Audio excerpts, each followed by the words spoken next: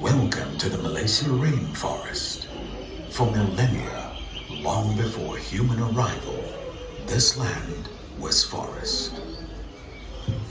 Hundreds of thousands of animals and plants thrive in this lush space, playing a vital role in the global carbon and water cycles, making the Earth a habitable planet, and making Malaysia the 12th mega biodiverse country in the world.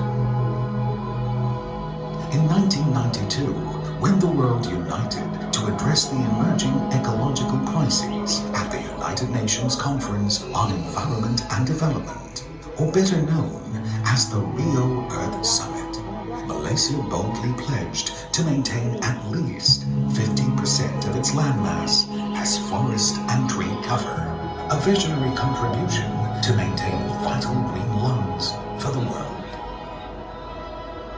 Today, nearly 3 decades later, our forest cover stands at 55.3%. We have kept our promise. This is a bold contribution by a young nation to halt biodiversity loss and reverse global warming, the 2 biggest environmental challenges of humankind, while it pursues, like every other nation, a better life for its people. How did we realize this vision? We set aside some forests as totally protected areas, and we adopted sustainable logging practices. Sustainable forest management practices means